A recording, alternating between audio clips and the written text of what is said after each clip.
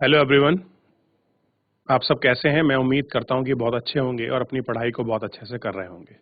मैं Akash Kumar Bhadana ICT virtual classroom में आपका बहुत बहुत स्वागत करता हूं मेरे प्यारे बच्चों। और जैसा आपको पता है कि हमारी 12th क्लास है और हम लोग देख रहे हैं आपका ह्यूमन ज्योग्राफी। और बच्चों, जैसा आपको पता है कि जनसंख्या संगठन हम लोग वो आपका देख रहे थे, और इसके अंतर्गत हम लोग लास्ट लेक्चर जो हमारा हुआ था नगरीय और ग्रामीण जो आपका संगठन है उसकी बात कर रहे थे।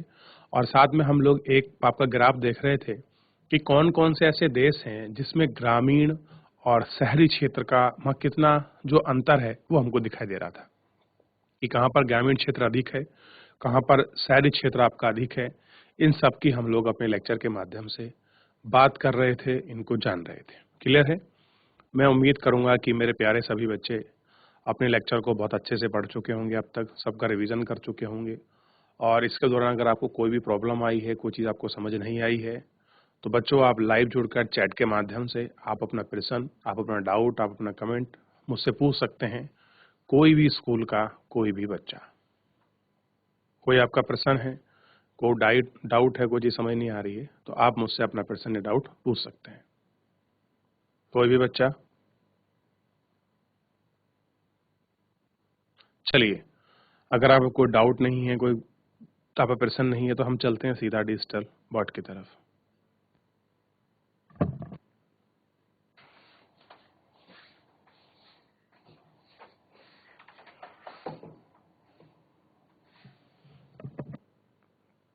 देखिए बच्चों, सबसे पहले आपको पता होना चाहिए कि हम लोग क्या देख रहे थे बच्चों।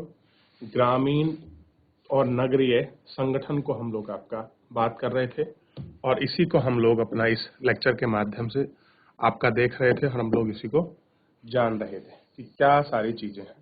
इनको आपको थोड़ा सा बेसिक रूप में आपको थोड़ा सा देखना है और इसको जानना है। ठीक है, इसको देख लीजिए। अब देखिए, इसको हम देख चुके थे कि क्या स्थिति है, कैसे हम वहाँ उनका डिवीजन करते हैं, इन सबको हमने देखा। फिर उसके बाद हम लोग लिटरेसी की बात कर रहे थे कि आप किसको साक्षर कहेंगे, या फिर भारत में जो साक्षरता दर है वो कहाँ से काउंट करते हैं।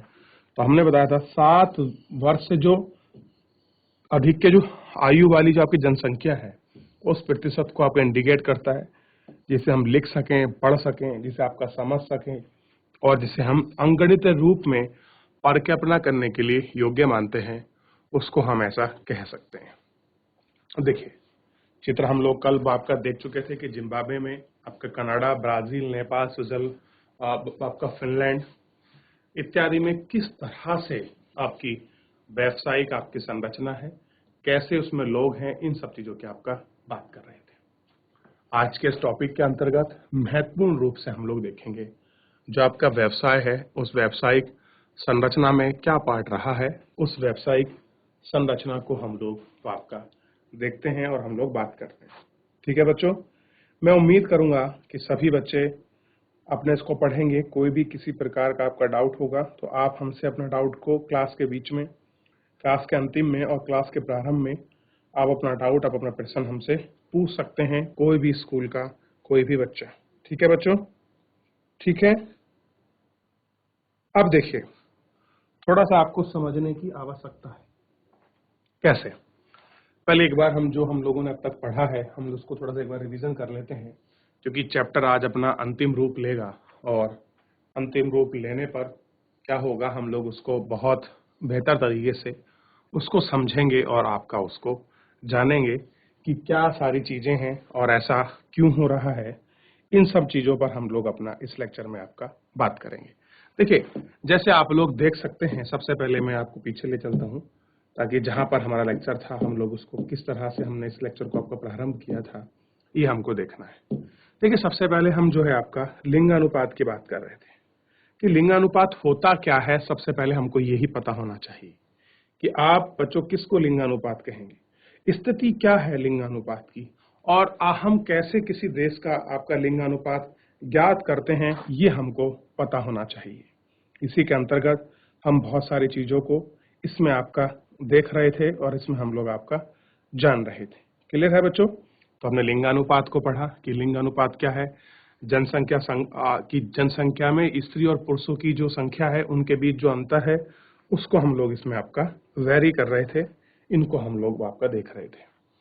पुरुषानुपात को निकालने के लिए कैसे निकलेगा उसका सूत्र मैं आपको बताया था। महिलाओं का हम लोग अगर आपको लिंगानुपात निकालना है तो उसको मैं आपको समझा दिया था। लिंगानुपात है क्या, किस देश का क्या बताता है, लिंगानुपात की क्या स्थिति है, अच्छा है तो क्या कारण है, बुरा है तो क्या कारण है, इसको देखा कहाँ पर ज्यादा है कहाँ पर कम है, इसको पढ़ा। हम लोगों ने आपके पिरामिड की रचना करी कि डेवलपिंग जो आपकी कंट्री उनका पिरामिड क्या होता है, अंडर डेवलपिंग जो कंट्री उनका पिरामिड क्या है, इसको हम देखे थे। ऑस्ट्रिया का जो आयु लिंग आपका पिरामिड है उसको हमने देखा, और अलग अलग देशों के जो भी आपके पिरामिड है उसको हम पढ़े। इन सबको हम लोग आपका बहुत अच्छे से आपका देख रहे थे और इनको हम लोग आपका जान रहे थे। साक्षरता आधार को हम लोग पढ़े। इन सब चीजों को आपका हम लोग अपने इस लेक्चर के माध्यम से देख पाए थे और इसको जान पाए थे। थोड़ा सा हम लोग बात कर लेते हैं व्यावसायिक आपकी संरचना के बारे में, कि जो आपकी व्यावसायिक जो आपकी संरचना है उसकी क्या स्थिति है। थोड़ा इसको हम लोग देखिए बच्चों।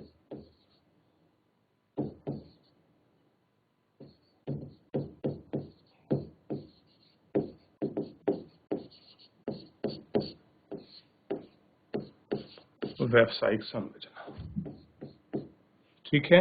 देखिए, अगर हम बात करें व्यावसायिक आपकी संरचना में, तो सबसे पहले बताइए जो हमारी कार्यशील जनसंख्या है, कौन सी जनसंख्या बच्चों, कार्यशील जनसंख्या। आप एज उसका रेक्टिफाई किए थे कार्यशील जनसंख्या का, कार्यशील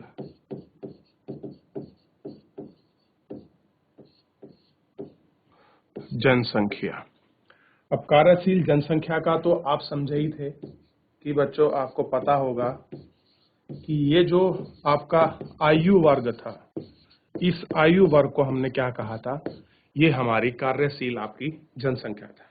अब देखिए, कुछ ऐसे काम होते हैं जैसे आपका कृषि हो गया, आपका मत्स्यन, आपका व्यापारी चीजें, मैं लिख देता हूं फिर हम लोग इसको देखेंगे कि कृषि, कृषि के बाद वानिकी,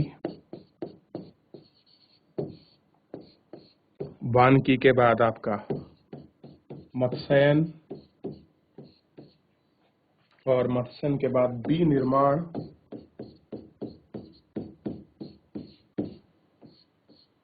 क्या देखा, विनिर्माण, फिर उसके बाद निर्माण, और बच्चों निर्माण के साथ ही आप देखिए परिवहन, व्यापार, व्यापार के साथ संचार, सेवा तथा अन्य। अब देखिए, ये सारी या अन्य के साथ हम लोग क्या कर देते हैं, सेवा तथा आदि कर देते हैं, ताकि और जितनी भी चीजें हैं वो सारे स्टेट के रूप में आ जाएं। ये सारी चीजें हैं जो हम व्यावसायिक संरचना के रूप में कोई व्यक्ति करता है। अब देखिए, इनको भी आपका 3 भागों में आपका डिवाइड किया गया है। सबसे पहले आपको ध्यान रखना है कि अगर हम पहले की बात करें तो सबसे पहला आता है आपका प्राथमिक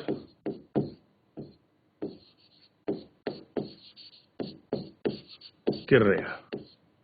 क्या आता है सबसे पहले, प्राथमिक क्रिया। और प्राथमिक क्रिया के अंतर्गत आप जानते हैं बच्चों, हम क्या ऐड करते हैं प्राथमिक में, आपका कृषि प्राथमिक का पार्ट है, वानिकी जो होता है ये प्राथमिक क्रिया का भाग है, और इसी में आता है आपका मत्स्यन। ये क्या है, ये आपके प्राथमिक क्रिया के भाग है। अगर इसी में हम लोग बात करें कि जो आपके द्वितीय क्रिया क्या है, अब दूसरा आता है द्वितीय क्रिया।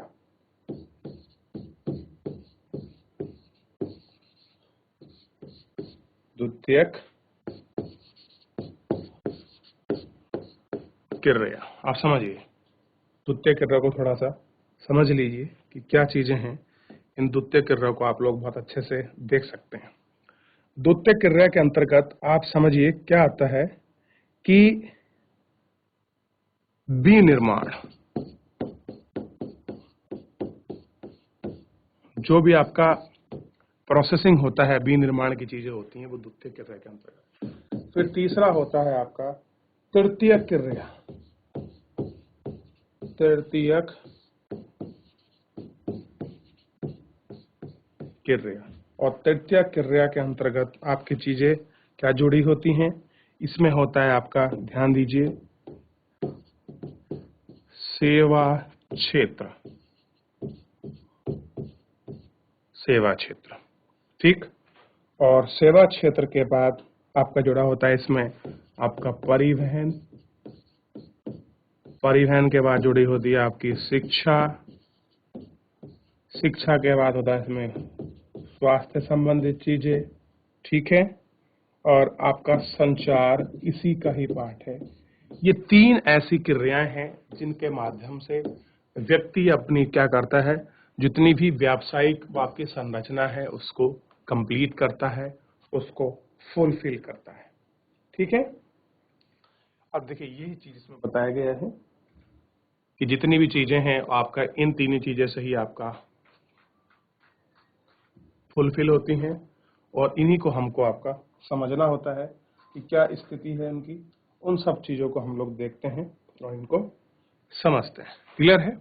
तो इस तरह से जो है आपका व्यावसायिक संदर्भ देखते हुए पूरी चीजें आपके सामने हैं, और ये आपका लेक्चर, आपका लेसन पूरा आपका समाप्त हुआ बच्चों। ठीक है, क्या हो गया? आपका पूरा लेसन जो है आपका समाप्त हो गया।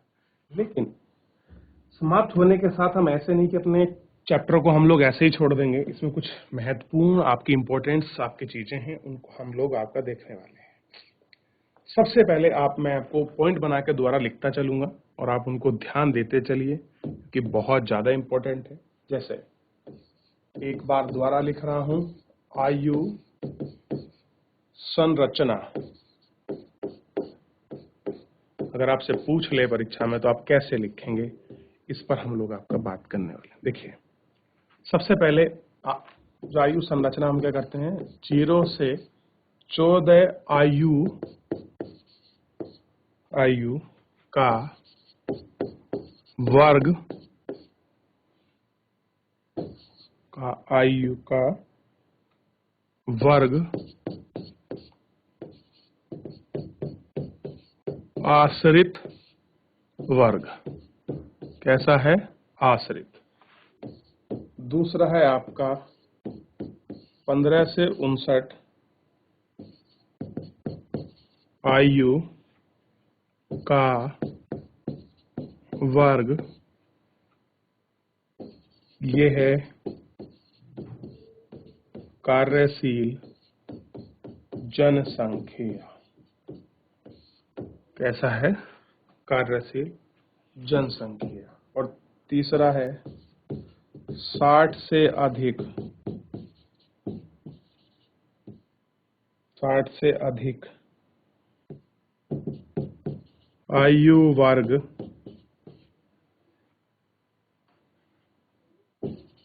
बृहद जनसंख्या। कैसी है? बृहद जनसंख्या। और इसी के साथ है आपका तीसरा आयु लिंग संरचना का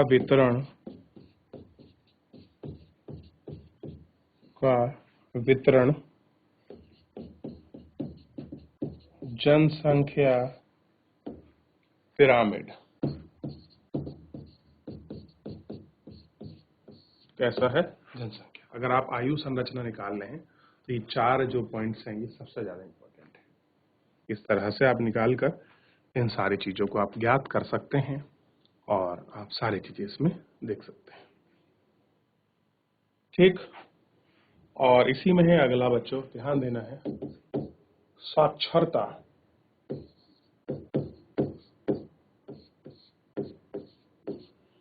साक्षरता देखिए, थोड़ा साक्षरता को एक बार देख लीजिए।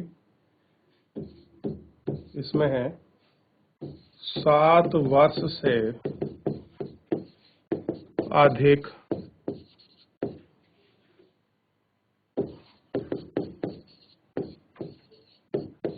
आयु का वह व्यक्ति जो समझ के साथ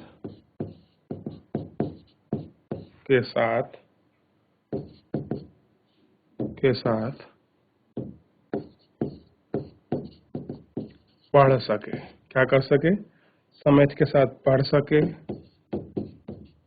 लिख सके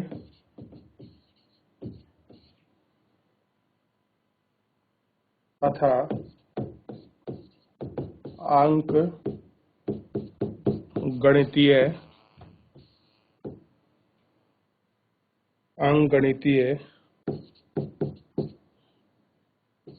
परिकल्पना की योग्यता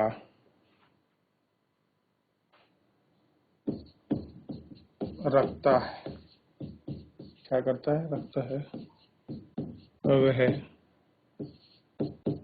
साक्षर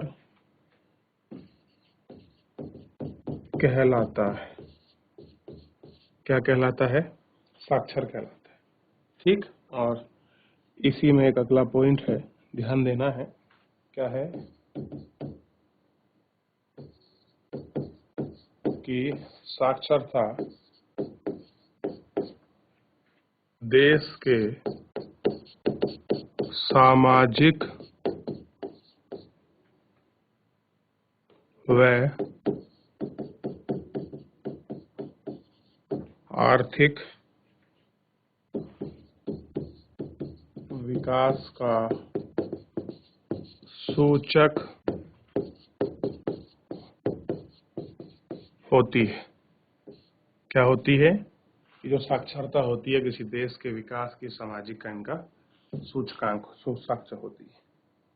ठीक है, ये ध्यान रखना है। और इसी में आपका जो बहुत मोस्ट इम्पोर्टेंट आपका पार्ट है वो आपको समझना है। अभी जो हम लोग आपका देख रहे थे, व्यावसायिक संरचना, व्यावसायिक संरचना को देखिए थोड़ा सा। व्यावसायिक संरचना में क्या है,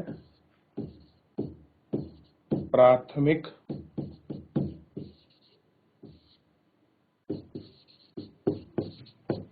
क्रियाओं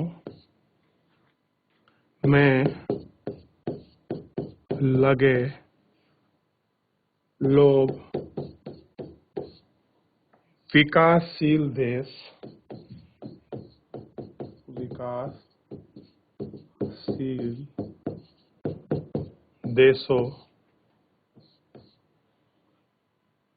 देशों में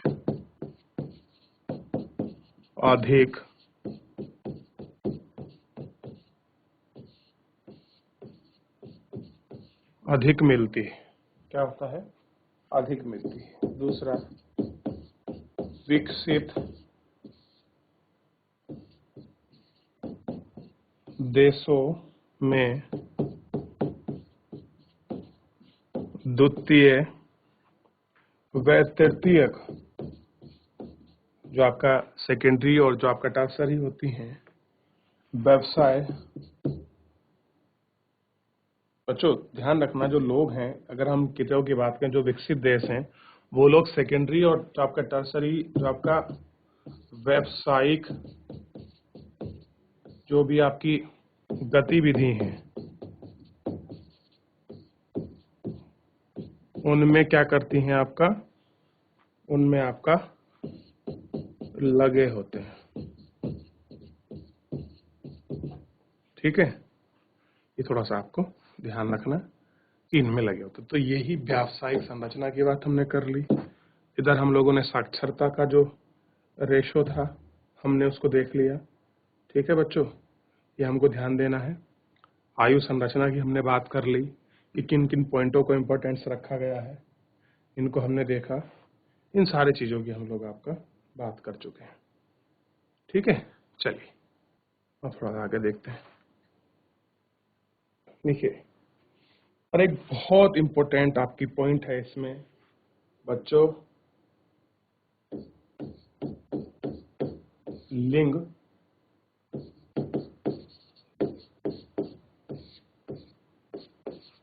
संगठन। इसको थोड़ा सा एक बार पढ़ लीजिए कि लिंग संगठन क्या है। क्या बताया है? अनुसंधान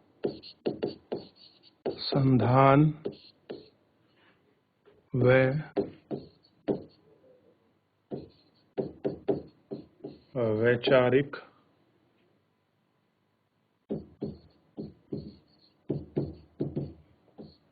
वैचारिक विकास से जुड़े कार्य चतुर्थक क्रियाओं में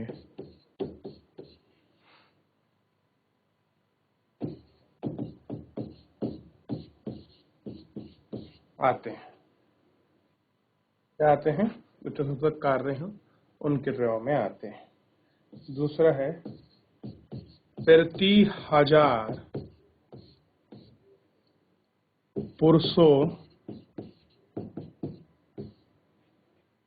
पर स्त्रियों की संख्या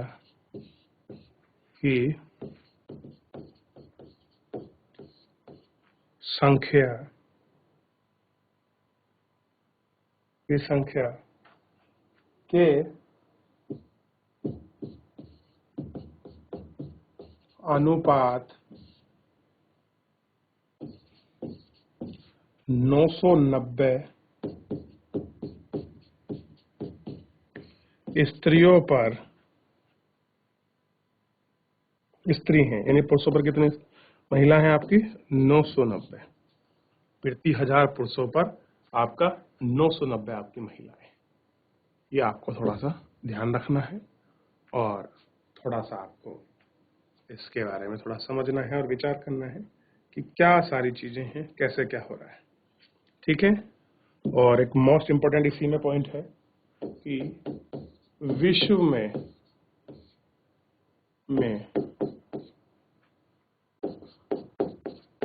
लाटविया में उच्चतम लिंग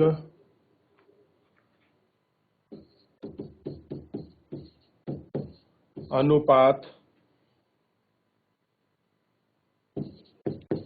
पाया जाता है। क्या होता है? पाया जाता है। ठीक। कितना पाया जाता है? ध्यान रखिए,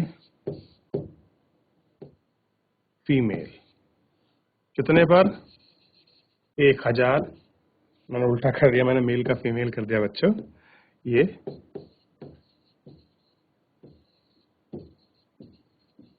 इतने पर। ठीक है, ध्यान रहेगा। तो ये लाटविया की स्थिति है, इतना आपको पता होना चाहिए। ठीक है। एक बार मैं बेसिक दूसरा स्ट्रक्चर बना के आपको दिखा देता हूं जो बहुत ज्यादा इंपॉर्टेंट आपको मिल सकता है। जैसे सबसे पहले देखिए, आप ऐसे बना दीजिए ताकि आप याद कर लें इसे। हम लोग ऐसे आपका शॉर्ट ट्रिक में अपनी परीक्षाओं के लिए अपनी तैयारी करते हैं। इसको चेन रूल मेथड बोलते हैं। प्राथमिक क्रिया और ये हो गया द्वितीयक क्रिया, ये हो गया तृतीयक क्रिया। ठीक है, इसको थोड़ा सा हम लोगों को देखना है। द्वितीय तृतीय क्रिया। ठीक, ध्यान दीजिए, इतना ध्यान रहेगा आपको। चलिए, ठीक, इस तरह से आप लिखिए। अब प्राथमिक में आपको पता है, मैं लिखाया हूं, कृषि हो गया, वानिकी हो गया,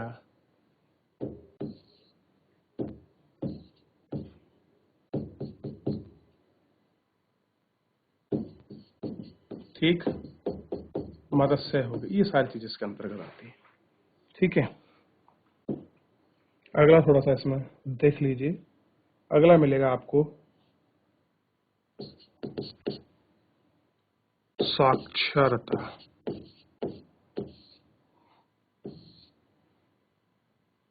साक्षरता में आपका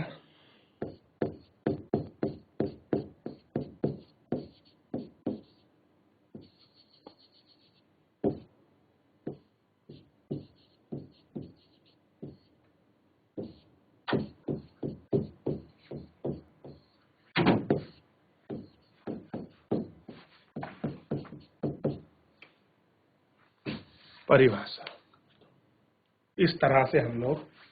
तो बच्चों, आज आपका लेक्चर और पूरा लेसन बहुत अच्छे से आपका समाप्त हो चुका है। जनसंख्या संगठन के हर एक पहलू पर हम लोग विचार कर चुके हैं और हम इसको बहुत अच्छे से पढ़कर, हम लिखकर सारे तरीके से उसको आपका समझ लिए हैं। अगर किसी विद्यार्थी का कोई डाउट है, किसी प्रकार का कोई प्रश्न है, तो आप लाइव जुड़कर चैट के माध्यम से आप अपना प्रश्न हमको बता सकते हैं। ठीक है, तो बच्चों, मुझसे जुड़ने के लिए आपका बहुत बहुत धन्यवाद। आपका दिन शुभ हो, आप स्वस्थ रहें और अपनी पढ़ाई को बहुत अच्छे से करते रहें। धन्यवाद।